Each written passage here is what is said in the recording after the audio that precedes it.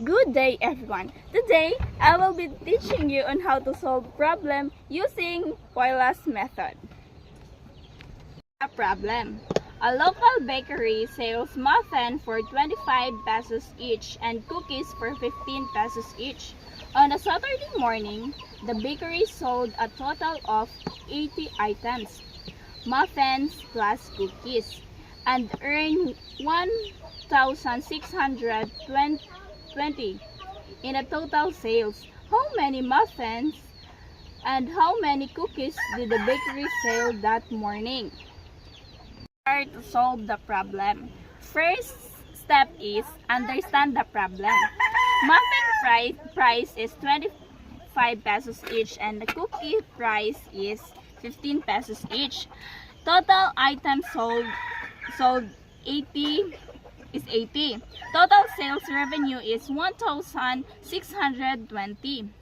Unknowns, let X be the number of muffins sold and Y be the total number of cookies sold.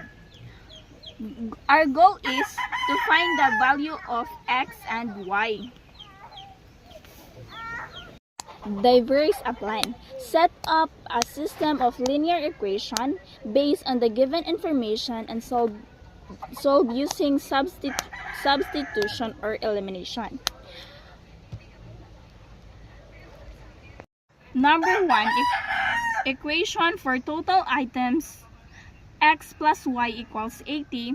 Number 2, equation for total sales 25X plus 15Y equals 1,620.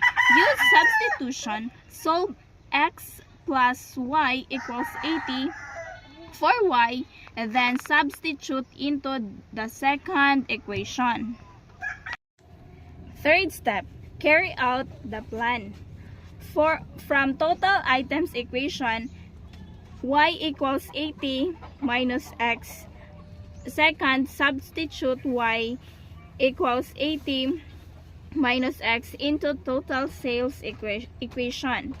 25X plus 15, quantity 80 minus X equals 1,620. Third, simplify the value for X.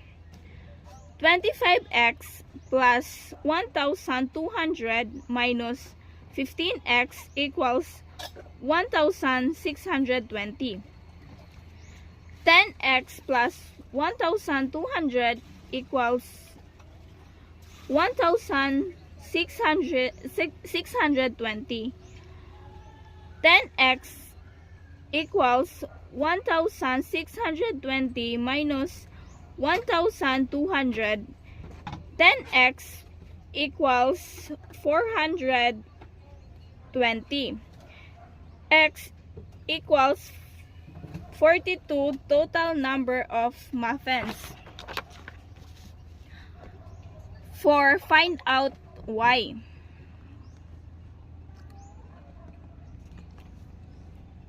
Y equals 80 minus 42 equals 38 number of cookies. Number 5, verify total sales.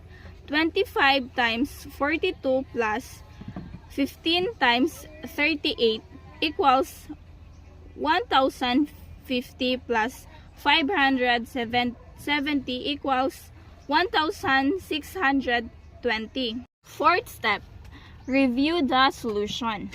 Calculations are correct and the values satisfy both equations. The total items sold, which is the 42 plus 38 equals 80, and the total revenue 1,620 aligned with the problem statement.